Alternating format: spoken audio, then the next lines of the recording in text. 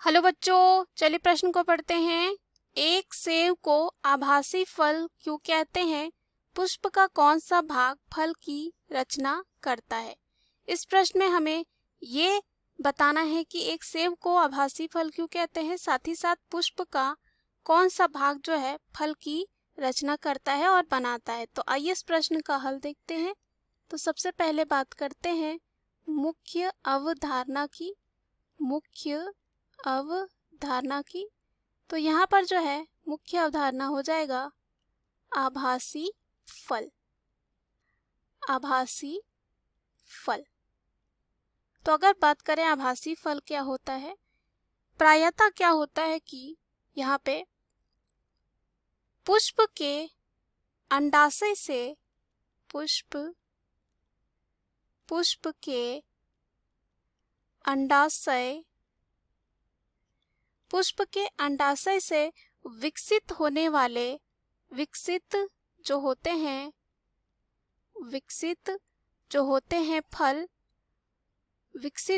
हैं फल, उन्हें कहा जाता है सत्य फल। क्या कहा जाता है? सत्य फल कहा जाता है। लेकिन फल जो पुष्प के अंडाशय से विकसित नहीं होते हैं, और यहाँ पे कभी कभी फल के निर्माण में अंडाशय के अतिरिक्त पुष्प के अन्य जो है भाग भी भाग लेते हैं, तो ऐसे फलों को कहा जाता है आभासी फल। अगर यहाँ फल अंडाशय से विकसित हुआ है तो सत्य फल, लेकिन अगर यहाँ पे पुष्प के अन्य भाग से भी हुआ है तो उसे कहा जाता है आभासी फल। यानी कि अंडाशय के अतिरिक्त जो हुआ है, पुष्प के अन्य भाग से जो हुआ है, उसे कहा जाता है आभासी फल। तो यहाँ पे सेब जो होता है एक आभासी फल होता है। क्या होता है? सेब जो होता है एक आभासी फल होता है। उसके बाद यहाँ पर क्या होता है, इसके बनने में अंडाशय के अतिरिक्त जो है पुष्पासन भाग लेता है। कौन भाग लेता है? पुष्पासन जो है भाग लेता है।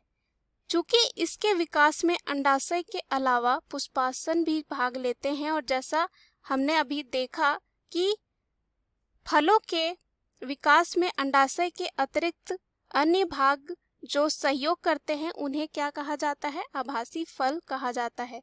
इसलिए सेब भी आभासी फलों की श्रेणी में ही आता है।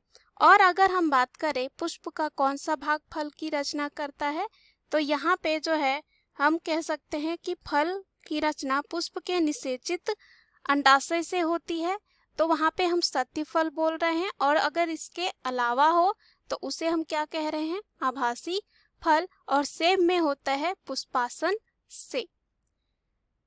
मुख्य अवधारणा के आधार पर हमने सिद्ध कर लिया है कि सेब को आभासी फल क्यों कहते हैं और पुष्प का कौन सा भाग फल की रचना करता है। आशा करती हूँ यह प्रश्न आपको समझ में आया होगा। धन्यवाद।